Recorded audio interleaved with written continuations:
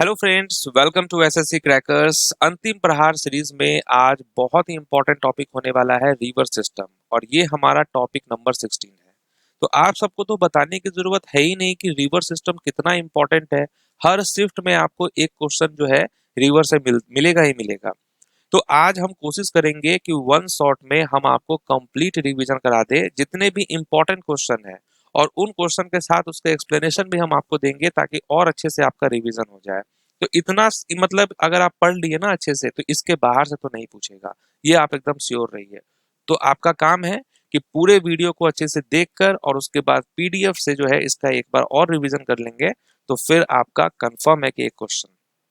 चलिए, तो सबसे पहले स्टार्ट करें। आपको पहले ये समझा देते हैं कि हमारे देश में रिवर सिस्टम से रिलेटेड क्या क्या चीजें हैं। ठीक है, तो दो टाइप के रिवर सिस्टम होते हैं। एक होता है आपका Himalayan river system. Himalayan river system में कौन कौन सा नदी आएगा? आपका इंडस आएगा, गंगा और ब्रह्मपुत्र आएगा। तो ये तीन हो गए आपके मेन हिमालयन रिवर सिस्टम। अब जैसा कि नाम यहाँ लिखा है हिमालय, तो यानी कि इसमें जो पानी, इन नदियों में जो पानी आएगी ना, वो कहाँ से आएगी? तो ये सब ग्लेशियर से ही पानी आता है। तो इसीलिए आपको सालों साल जो है इसमें पानी देखने को मिलता है इन रिवर सिस्टम्स में। ओके, दूसरा हो गया आपका पेनिनसुलर रिवर। पेनिनसुलर रिवर की जो नदियां होती हैं इसमें पानी कहाँ से आता है? तो जो रेनफॉल होता है इनसे इनको पानी मिलता है। और पेनिनसुलर रिवर में आपका कौन कौन सा हो गया? गोदावरी, कृष्णा, महानदी, कावेरी, ये सब नदियां आ गई। अब इन सब की अपनी एक सहायक नदी भी है। जैसे ये तो मेन हो गया, जैसे ये मान के चलिए यहाँ पर आप देख रहे हैं ये गोदावरी रिवर है। अब इन रिवर्स में भी जो इनकी जो सहायक नदी होती है, ट्रिब्यूटरीज होती है, वो इसमें पानी देने का काम करती है। ठीक है, तो यही मेन इसका बेसिक कॉन्सेप्ट है कि दो टाइप के हमारे रिवर सिस्टम होते हैं, हिमालयन रिवर सिस्टम और दूसरा आपका peninsular river. Himalayan river system के अंतर्गत तीन मेन रिवर सिस्टम है, इंडस, गंगा और ब्रह्मपुत्र, और इन सब की अपनी एक सहायक नदी होती है। ओके, जैसे इंडस में आपका सतलज, रावी, चेनाब आ गया, गंगा में आपका यमुना आ गया। ठीक है, तो ये चीज हम लोग क्वेश्चन आंसर में करेंगे तो आपको समझ में आएगा। और सबसे बड़ी नदी आपको जानते ही है, गंगा होती है, सबसे बड़ी नदी यही है। और पेनिनसुलर रिवर में जो सबसे बड़ी नदी है वो गोदावरी है, और ये इंडिया के सेकेंड लार्जेस्ट रिवर भी है गोदावरी। बट पेनिनसुलर रिवर की ये सबसे बड़ी नदी है। तो चलिए अब हम क्वेश्चन आंसर पे करते हैं तो आपको और अच्छे से समझ में आएगा। पहला क्वेश्चन है कि भारत की जो सबसे लंबी नदी है वो कौन सी है? भारत की सबसे लंबी नदी कौन सी है? तो आप कहेंगे गंगा। ओके, गंगा जो है वो भारत की सबसे लंबी नदी है। और यह कितनी लंबी है? तो 2525 किलोमीटर, यानी 5 का स्क्वायर और प्लस 5 का स्क्वायर। ठीक है, 25 25, तो ऐसे आप याद रख सकते हैं कि यह 2525 किलोमीटर की दूरी तय करती है। और यह उत्तराखंड के गंगोत्री हिमनद से निकलकर उत्तर प्रदेश, बिहार और पश्चिम बंगाल से होकर बंगाल की खाड़ी में मिल जाती है। तो देखिए, यहां से आपको दो चीज ध्यान रखना है कि ये कहां पर जाकर गिरती है, तो बंगाल की खाड़ी में। अब अगर आप मैप देखेंगे तो यहाँ पर होता है आपका अरेबियन सी, और इस साइड होता है आपका बे ऑफ बंगाल। तो कुछ नदियां बे ऑफ बंगाल में जो जाके गिरती हैं, और कुछ नदियां जो है ये अरब सागर में गिरती है, अरेबियन सी में। तो गंगा जो है ये बंगाल की खाड़ी में गिरती है, तो ये ध्यान रखेंगे। और दूसरा चीज कि यह उत्तराखंड के गंगोत्री हिमनद से निकलती है। नेक्स्ट क्वेश्चन है कि गंगा की सबसे लंबी सहायक नदी कौन सी है? ये बहुत इंपॉर्टेंट है कि गंगा की जो सबसे लंबी सहायक नदी है उसका नाम है यमुना। यमुना गंगा की सबसे बड़ी सहायक नदी है, ट्रिब्यूटरीज है। यमुना लगभग 1376 किलोमीटर लंबी है, जो इसे गंगा की सबसे लंबी सहायक नदी बनाती है। यह उत्तराखंड के यमुनोत्री हिमनद से निकलती है और प्रयागराज यानी इलाहाबाद में त्रिवेणी संगम पर गंगा से मिलती है। तो ये भी ध्यान रखेंगे आप कि कहां से निकलती है यमुना, यमुनोत्री ग्लेशियर से। अब यहां पर देखिए, गंगा की जो ट्रिब्यूटरीज है, सहायक नदी है, तो आपसे पूछेगा लेफ्ट ट्रिब्यूटरीज भी कभी कभी पूछ लेता है, राइट ट्रिब्यूटरीज भी पूछ लेता है। तो ये जो आप रिवर देख रहे हैं इसको आप समझिए कि ये गंगा रिवर है। यहां से आपको ट्रिब्यूटरी समझ में आएगा कि ये मेन हो गया रिवर गंगा, और ये जाकर बे ऑफ बंगाल में जाकर मिल रही है। और ये सब हो गई इसकी ट्रिब्यूटरी, सहायक नदी। सहायक नदी जो है मतलब इसका जो पानी है वो जाकर गंगा में मिल रही है, तो ये इसको सहायता दे रही है पानी में, तो इसीलिए ये सहायक नदी हो गया। अब जैसे कि राम गंगा, ठीक है, गोमती, ये सब लेफ्ट ट्रिब्यूटरीज रिवर है। गंडक, बूढ़ी गंडक, कोसी, महानंदा, ये सब लेफ्ट ट्रिब्यूटरीज है। और राइट ट्रिब्यूटरीज में आपका आ गया यमुना, उसके बाद टोन्स रिवर, रूपनारायण, ये सब हो गई इसकी राइट ट्रिब्यूटरीज। तो ये ध्यान रखेंगे आप। और इन सभी ट्रिब्यूटरीज में जो सबसे बड़ी ट्रिब्यूटरीज है वो है यमुना रिवर। नेक्स्ट है कि किस नदी को दक्षिण गंगा या विदगंगा कहा जाता है, ओल्ड गंगा। तो किसे कहा जाता है, गोदावरी नदी को कहा जाता है। ये पेनिनसुलर रिवर की सबसे बड़ी नदी है। गोदावरी नदी को दक्षिण गंगा या ओल्ड गंगा कहा जाता है। यह दक्षिण भारत की सबसे लंबी लगभग 1465 किलोमीटर और भारत की दूसरी सबसे लंबी नदी है, जो महाराष्ट्र के नासिक जिले के त्र्यंबकेश्वर से निकलती है और बंगाल की खाड़ी में गिरती है। तो ये नदी भी बंगाल के खाड़ी में जाकर गिरती है। बिहार का शोक किस नदी को कहा जाता है, सोरो ऑफ बिहार हम किस नदी को कहते हैं, तो आप कहेंगे कोसी रिवर को कहा जाता है बिहार का शोक। ठीक है, इसका कारण क्या है, क्यों कहा जाता है इसको सोरो ऑफ बिहार? इसका कारण यह है कि यह नदी अक्सर अपना मार्ग बदलती है और उत्तरी बिहार में विनाशकारी बाढ़ लाती है, जिससे जान माल का भारी नुकसान होता है। तो इसी नदी के कारण बिहार में जो है बाढ़ आता रहता है, तो इसको सोरो ऑफ बिहार कहा जाता है। बंगाल का शोक किस नदी को कहा जाता है, सोरो ऑफ बंगाल हम किस नदी को कहते हैं, तो आप कहेंगे दामोदर नदी को कहा जाता है। इसका भी वही काम है, ये भी वहां पे बाढ़ लाता है, ठीक है, तबाही मचा देता है, इसके कारण इसको भी सोरो ऑफ बंगाल कहते हैं। तो यह नदी जो है झारखंड और पश्चिम बंगाल के मैदानी इलाकों में भीषण बाढ़ लाने और तबाही मचाने के लिए इसको सोरो ऑफ बंगाल कहा जाता है। सिंधु नदी का उद्गम स्थल क्या है, what is the source of the Indus river? Indus river का क्या है सोर्स, कहां से ये निकलती है, तो आप कहेंगे मानसरोवर झील के पास बोखरजू ग्लेशियर से। सिंधु नदी तिब्बत क्षेत्र में कैलाश पर्वत श्रृंखला के पास बोखरजू नामक एक हिम नदी यानी ग्लेशियर से निकलती है, जो कि मानसरोवर झील के निकट स्थित है। तिब्बती भाषा में इसे अक्सर सेंगो जांगबो या शेर का फव्वारा भी कहा जाता है, तो ये भी ध्यान रखना है आपको। ब्रह्मपुत्र नदी को तिब्बत में किस नाम से जाना जाता है? देखिए, ये ब्रह्मपुत्र नदी ऐसा नदी है ना, इसको बहुत डिफरेंट डिफरेंट नाम से जाना जाता है डिफरेंट डिफरेंट प्लेस पे, ठीक है। तो इसको तिब्बत में किस नाम से जाना जाता है, तो आप कहेंगे सांगपो के नाम से। ब्रह्मपुत्र नदी तिब्बत में यारलुंग सांगपो कहलाती है। अब देखिए यहाँ पर कि तिब्बत में तो इसको हम क्या कहें, यारलुंग सांगपो। अरुणाचल प्रदेश यानी भारत में इसे दिहांग या सियांग कहा जाता है। असम में इसे ब्रह्मपुत्र कहा जाता है। बांग्लादेश में इसको जमुना कहा जाता है। तो एग्जाम में क्वेश्चन भी पूछता है कि बांग्लादेश में ब्रह्मपुत्र नदी को किस नाम से जाना जाता है, जमुना के नाम से। नेक्स्ट है, विश्व का सबसे बड़ा नदी द्वीप माजुली किस नदी पर स्थित है? माजुली जो है ये किस नदी पर स्थित है, तो आप कहेंगे ब्रह्मपुत्र नदी पे है। माजुली द्वीप असम के ब्रह्मपुत्र नदी पर स्थित है। अलकनंदा और भागीरथी नदियां कहाँ मिलकर गंगा बनाती हैं? तो ये कहाँ मिलती हैं और गंगा बनाती हैं, अलकनंदा और भागीरथी? तो आप कहेंगे देवप्रयाग। समझ गए, देवप्रयाग। भागीरथी और अलकनंदा नदियां जो है ये देवप्रयाग नामक स्थान पर मिलती हैं, जिसके बाद इस संयुक्त धारा को गंगा नदी के नाम से जाना जाता है। जब जहां पर ये भागीरथी है, ये अलकनंदा है, और ये जब मिली तो ये गंगा हो गया, और इसको जो है गंगा नदी के नाम से जाना जाता है। देवप्रयाग जो है ये उत्तराखंड के पंच प्रयागों में से एक है और इसे नदियों के सबसे पवित्र संगमों में से एक माना जाता है। कौन सी नदी कर्क रेखा को 2 बार काटती है? Which river crosses the Tropic of Cancer twice? ये कौन सी नदी है, तो आप कहेंगे माही नदी। माही नदी जो कि भारत की एकमात्र ऐसी नदी है जो कर्क रेखा को 2 बार पार करती है। यह मध्य प्रदेश के विंध्य पर्वतमाला से निकलती है, उत्तर की ओर राजस्थान में बहती है और फिर पश्चिम की ओर मुड़कर गुजरात में बहती है, जहां यह खंभात की खाड़ी से होकर अरब सागर में मिल जाती है। तो ये जो नदी है ये अरब सागर में गिरती है। नेक्स्ट है, मेगालिथिक स्थल डैश घोड़ नदी के किनारे स्थित है। तो वो किसके बारे में बात हो रहा है, मेगा स्थलिक स्थल डैश घोड़ नदी भीमा की एक सहायक नदी है के किनारे स्थित है। तो आप कहेंगे इनाम गांव। ओके, इनाम गांव हो जाएगा। तो ये महाराष्ट्र में स्थित एक प्रसिद्ध मेगालिथिक स्थल है जो घोड़ नदी के किनारे स्थित है, ये ध्यान रखना है आपको। महानंदा नदी डैश से निकलती है और गंगा की सहायक नदी है। महानंदी कहां से निकलती है, महानंदा नदी, तो आप क्या कहेंगे, राइट आंसर होगा दार्जिलिंग हिल्स हो जाएगा।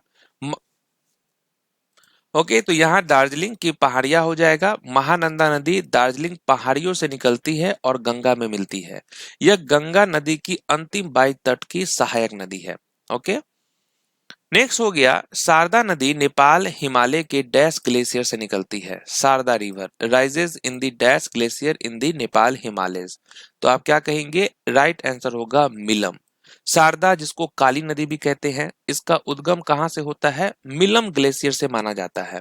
शारदा नदी, जिसे ऊपरी जल ग्रहण क्षेत्रों में काली नदी के नाम से भी जाना जाता है, नेपाल हिमालय में मिलन हिमदद यानी कि मिलन ग्लेशियर से निकलती है। और यह जो ग्लेशियर है यह भारत के उत्तराखंड राज्य के कुमाऊं क्षेत्र में स्थित है। तिब्बत में किस नदी को लांगचेंग खंबाब कहा जाता है? लांगचेंग खंबाब कहा जाता है किस नदी को? तो आप कहेंगे सतलज नदी को।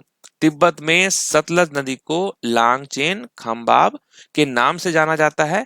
इसका मतलब क्या होता है? हाथी के मुख वाली नदी होता है। और यह तिब्बत के मानसरोवर झील के पास राक्षस ताल से निकलती है और भारत में सिपकीला दर्रे से प्रवेश करती है। तो अगर आपसे पूछ ले कि किस दर्रे से पास करती है, तो आप कहेंगे सिपकीला। नेक्स्ट है धनसिरी और सुबनसिरी किस नदी की सहायक नदियां हैं? धनसिरी और सुबनसिरी जो है, सुबनसिरी, ये किस नदी की सहायक नदियां हैं? ब्रह्मपुत्र नदी की सहायक नदियां हैं।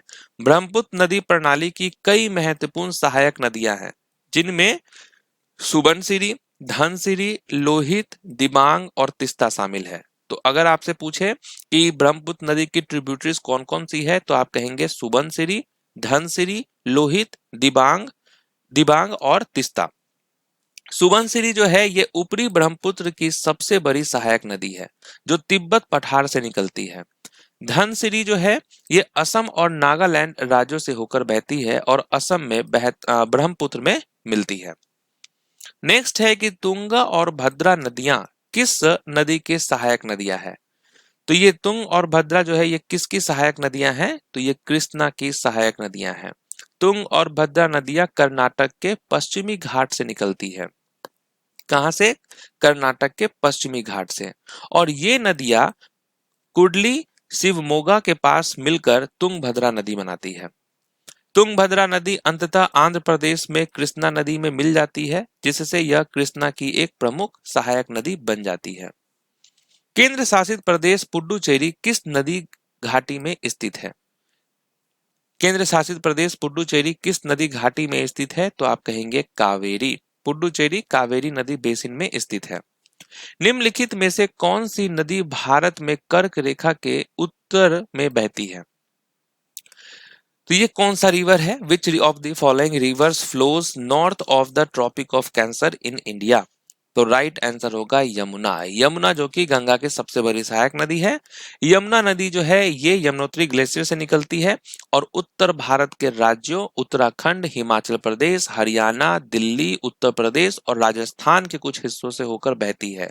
ये सभी क्षेत्र जो है ये कर्क रेखा के उत्तर में स्थित है। नेक्स्ट है कि निम्नलिखित में से कौन सी गोदावरी नदी की सहायक नदी है? गोदावरी की सहायक नदी कौन सी नहीं है? आपसे पूछा गया है कि निम्नलिखित में से कौन सी गोदावरी नदी की सहायक नहीं है। नहीं है तो वो होगा कामेंग। ठीक है, कामेंग जो है ये गोदावरी की सहायक नदी नहीं है। कामेंग एक्चुअली वास्तव में ब्रह्मपुत्र नदी की एक सहायक नदी है, जो अरुणाचल प्रदेश और असम से होकर बहती है। तो अगर आपसे पूछे कि कामेंग किसकी सहायक नदी है, तो आप कहेंगे ब्रह्मपुत्र नदी की सहायक नदी है, जो अरुणाचल प्रदेश और असम से होकर बहती है। निम्नलिखित में से कौन सी नदी मध्य प्रदेश से होकर बहती है? मध्य प्रदेश से होकर बहने वाली नदी का क्या नाम है? यहाँ पर राइट आंसर होगा बेतवा। बेतवा नदी मध्य प्रदेश से होकर बहती है और वह जो है वहां की प्रमुख नदियों में से एक है। बेतवा जो है ये मध्य प्रदेश की प्रमुख नदियों में से एक है और यह मध्य प्रदेश के रायसेन जिले से निकलती है और उत्तर प्रदेश में यमुना नदी से मिल जाती है।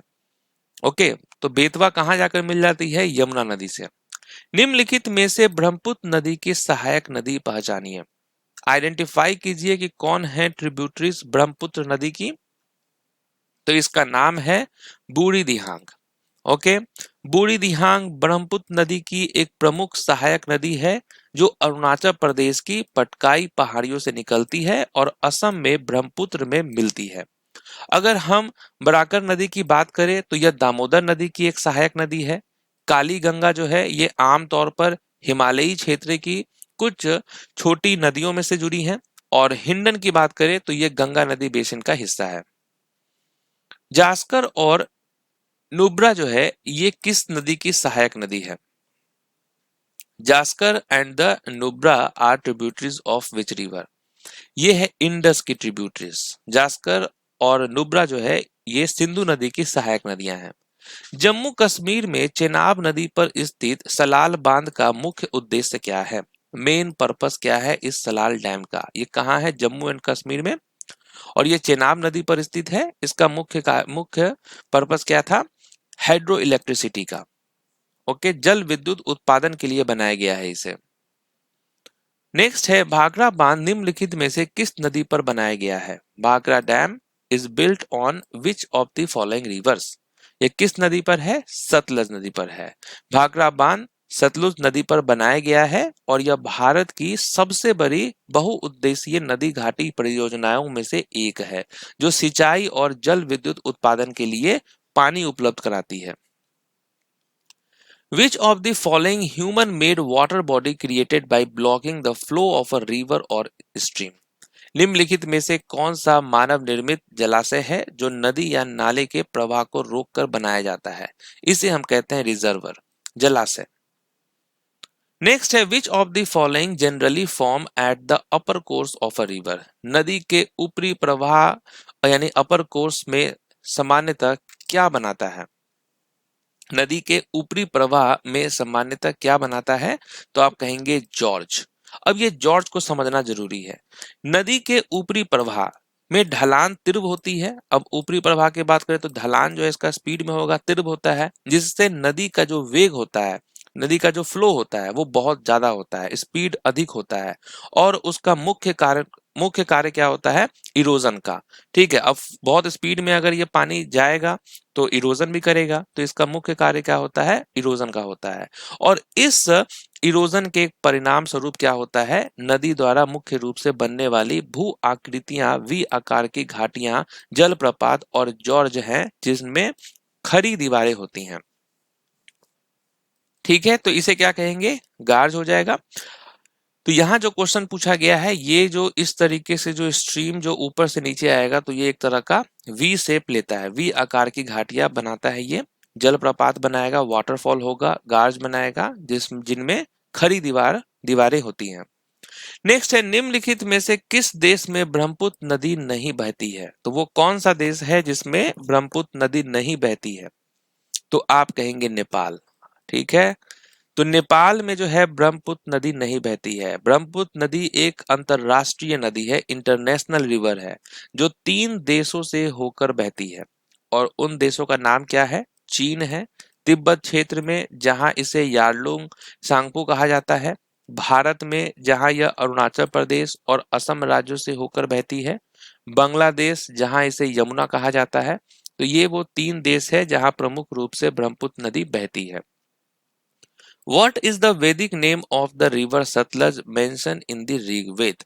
ऋग्वेद में वर्णित सतलुज नदी का वैदिक नाम क्या है? इस टाइप के क्वेश्चन बहुत पूछे जाते हैं एग्जाम में। तो आप क्या कहेंगे? सुतुद्री यहाँ पर होगा करेक्ट आंसर। ओके, अब देखिए ये जो अस्किनी है इसे हम किस रिवर का वैदिक नाम है? ये तो यह चिनाब नदी का वैदिक नाम है। वितिस्ता की बात करें तो यह झेलम नदी का वैदिक नाम है। और पुरुषनी की बात करें तो यह रावी नदी का वैदिक नाम है। और सतलुज का हो गया आपका सुतुद्री। नेक्स्ट है from which region of the Himalayas does the river Brahmaputra originate? Brahmaputra नदी हिमालय के किस भाग से निकलती है? तो ये किस भाग से निकलती है? तो नॉर्दर्न आप कहेंगे, उत्तरी कहेंगे। ब्रह्मपुत्र नदी उत्तरी हिमालय में स्थित तिब्बत के पठार पर कैलाश पर्वत के पास चेमयांगदुंग ग्लेशियर से निकलती है। और यह हिमालय श्रृंखला में सामान्यतः पूर्व की ओर बहती है जहां इसे यारलुंग सांगपो के नाम से जाना जाता है। नेक्स्ट है कि निम्नलिखित में से किस नदी का उल्लेख ऋग्वेद में नहीं मिलता है? तो वो कौन सा नदी है जिसका उल्लेख ऋग्वेद में नहीं मिलता है? तो आप कहेंगे कृष्णा रिवर। ओके, कृष्णा नदी का उल्लेख जो है ये ऋग्वेद में नहीं मिलता है, इसका उल्लेख बाद में वैदिक साहित्य में हुआ था। ओके, क्योंकि वैदिक सभ्यता मुख्य रूप से उत्तरी और उत्तर पश्चिमी भारत में केंद्रित थी। ऋग्वेद में यमुना, सरस्वती और सिंधु नदियों का उल्लेख है। निम्नलिखित में से कौन सी नदी प्रायद्वीपीय पठार से नहीं निकलती है? ठीक है, तो प्रायद्वीपीय पठार से नहीं निकलती है वो कौन सी है? आप कहेंगे गंडक। गंडक नदी हिमालय से निकलती है। ठीक है, गंडक कहां से निकलती है? हिमालय से। जबकि सोन, चंबल और महानदी प्रायद्वीपीय पठार से निकलती है। निम्नलिखित में से कौन सी नदी पूर्वी तटीय मैदान में डेल्टा बनाती है? पूर्वी तटीय मैदान में डेल्टा बनाती है कौन सी रिवर है? तो वो है गोदावरी। गोदावरी नदी पूरब की ओर बहती है और बंगाल की खाड़ी में गिरने से पहले पूर्वी तटीय मैदान पर एक बड़ा और उपजाऊ डेल्टा बनाती है। पूर्वी तट पर डेल्टा बनाने वाली अन्य जो प्रमुख नदियां हैं वो है महानदी, कृष्णा और कावेरी। वहीं अगर हम नर्मदा, तापी और माही की बात करें तो यह पश्चिम की ओर बहने वाली नदियां हैं। ठीक है, नेक्स्ट है निम्नलिखित में से कौन सी नदी प्रायद्वीपीय पठार से नहीं निकलती है? तो वो है आपका गंगा। गंगा नदी हिमालय गंगोत्री ग्लेशियर से निकलती है, न कि प्रायद्वीपीय पठार से। अलकनंदा नदी का उद्गम निम्नलिखित में से कहां से होता है? Alaknanda river originates from which of the following? तो ये कहां से होता है? तो आप कहेंगे सतोपंथ ग्लेशियर। अलकनंदा नदी का स्रोत उत्तराखंड के चमोली जिले में बद्रीनाथ के ऊपर स्थित सतोपंथ ग्लेशियर और भागीरथी खड़क ग्लेशियर है। हीराकुंड बांध के लिए जल का मुख्य स्रोत कौन सी नदी है? हीराकुंड बांध के लिए जल का जो मुख्य स्रोत है वो कौन सी नदी है? तो आप कहेंगे महानदी। राइट आंसर होगा महानदी। हीराकुंड बांध जो है ये ओडिशा में महानदी नदी पर स्थित है। कर्नाटक में जोग जलप्रपात किस नदी से बनता है? कर्नाटक में जोग जलप्रपात जो है वो किस नदी से बनता है? तो आप कहेंगे श्रावती रिवर से। राष्ट्रीय जलमार्ग 4 किन नदियों से संबंधित है? National waterway 4 is associated with which river?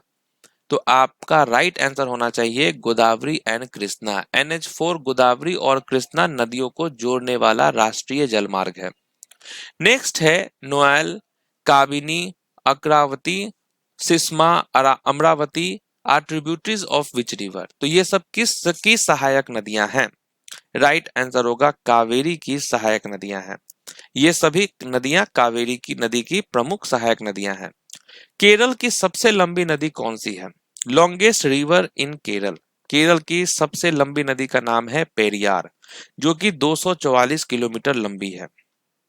Sabarmati नदी का उद्गम किस पर्वत श्रेणी से होता है? साबरमती रिवर।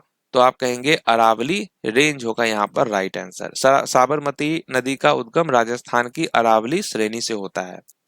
नेक्स्ट है घटप्रभा, भीमा, कोयना, मूसी, तुंगभद्रा किस नदी की सहायक नदियां हैं? ये सभी किसकी सहायक नदियां हैं? तो आप याद रखेंगे कृष्णा की सहायक नदियां हैं। गौरी गंगा किस नदी की महत्वपूर्ण सहायक नदी है? Gauri Ganga is an important tributary of which river? Right answer क्या होगा? काली। गौरी गंगा काली नदी की एक प्रमुख सहायक नदी है। ब्यास नदी का उद्गम ब्यास कुंड से किस दर्रे के पास होता है? The Beas river originates from Beas Kund near which pass? तो इसका राइट आंसर होगा Rohtang pass. Okay, Rohtang is the right answer. Subansiri किस नदी की सबसे बड़ी सहायक नदी है? Subansiri is the biggest tributary of which river? Right answer Brahmaputra. The largest river in the state of Goa is which one? Goa राज्य की सबसे बड़ी नदी कौन सी है? गोवा की सबसे बड़ी नदी का नाम है Zuari. The Tapti and Narmada river fall into which sea? Tapti और नर्मदा नदियां किस सागर में गिरती हैं? तो आप कहेंगे अरेबियन सी, अरब सागर में। Mahanadi Godavari Krishna and Kaveri belongs to which category of river? तो महानदी गोदावरी कृष्णा और कावेरी किस वर्ग की नदियां हैं? तो ये सभी पेनिनसुलर रिवर हैं। नेक्स्ट है Hogenakkal waterfall is situated on which river? Hogenakkal जलप्रपात किस नदी पर स्थित है? राइट आंसर होगा कावेरी। चमेरा बांध किस नदी पर बनाया गया है? Chamera dam is built on which river? Right answer Ravi. Dhuandhar fall is located in Madhya Pradesh on which river? Dhuandhar जलप्रपात मध्य प्रदेश में किस नदी पर स्थित है? Right answer Narmada. धुआंधर जलप्रपात जबलपुर के पास नर्मदा नदी पर स्थित है। नेक्स्ट है आगरा शहर किस नदी के किनारे स्थित है? आगरा किसके किनारे स्थित है? यमुना नदी के तट पर स्थित है यह आगरा। अहमदाबाद शहर किस नदी के किनारे स्थित है? अहमदाबाद है साबरमती के किनारे। साबरमती नदी अहमदाबाद से होकर बहती है। अयोध्या किस नदी के तट पर स्थित है? आप कहेंगे अयोध्या सरयू नदी के तट पर स्थित है। बद्रीनाथ किस नदी के किनारे स्थित है? बद्रीनाथ जो है ये अलकनंदा के किनारे स्थित है। कटक शहर किस नदी के किनारे स्थित है? राइट आंसर होगा महानदी। महानदी के किनारे है कटक। दिल्ली किस नदी के किनारे स्थित है? दिल्ली है यमुना के किनारे। गुवाहाटी शहर किस नदी के किनारे स्थित है? गुवाहाटी है ब्रह्मपुत्र नदी के किनारे। हरिद्वार किस नदी के किनारे स्थित है? Right answer Ganga. हैदराबाद किस नदी के किनारे स्थित है? हैदराबाद है मूसी नदी के किनारे। जबलपुर किस नदी के किनारे स्थित है? जबलपुर है नर्मदा के किनारे। कोलकाता किस नदी के किनारे स्थित है? कोलकाता है हुगली के किनारे। कोटा शहर किस नदी के किनारे स्थित है? कोटा है चंबल नदी के किनारे। और कोटा के लिए तो मेरे पास एक बहुत ही शानदार ट्रिक है कि कोटा में आप जानते हैं कि यहाँ पर इंजीनियरिंग का तैयारी होता है। इंजीनियर्स लोगों को वहाँ पे खूब जाते हैं पढ़ने के लिए। पढ़ाई लिखाई से जुड़ा हुआ शहर है ये। तो ऑब्वियस सी बात है कि घर से लोग बाहर जाएंगे कोटा, तो घर वाले पैसे भी भेजते होंगे। अब बच्चा वहां जाकर नहीं पढ़ेगा तो उसको चप्पल से मार लगेगा ना। तो चप्पल यानी चंबल नदी के किनारे है Kota. Lucknow city is situated on the bank of which river? Lucknow किस नदी के किनारे स्थित है? लखनऊ है गोमती नदी के किनारे। नासिक किस नदी के किनारे स्थित है? नासिक है गोदावरी के किनारे। सूरत किस नदी के किनारे स्थित है? सूरत है आपका तापी नदी के किनारे। उज्जैन किस नदी के किनारे स्थित है? उज्जैन है आपका शिप्रा नदी के किनारे। ओके, यहाँ पर इसको शिप्रा रखिए, ठीक है। तो यहाँ पर हमारा रिवर सिस्टम वाला टॉपिक होता है कंप्लीट। तो मैंने अपने तरफ से जो इम्पोर्टेंट एमसीक्यू थे उनसे रिलेटेड उनके एक्सप्लेनेशन भी थे वो सब भी मैंने आपको समझाया है। तो आई होप कि ये वीडियो आपके लिए वन शॉट का काम करे और अपना फीडबैक आप जरूर देंगे क्योंकि इस वीडियो पे बहुत मेहनत किया गया है, ठीक है। तो अपना फीडबैक दे ताकि हम इस हिसाब से और वीडियो लेते आए। और देखिए आप लोगों का जो है श्योर शॉर्ट टॉपिक का 16 टॉपिक जो है अब आपका कंप्लीट हो चुका है। तो मिलते हैं नेक्स्ट टॉपिक में, तब तक के लिए ऑल द बेस्ट।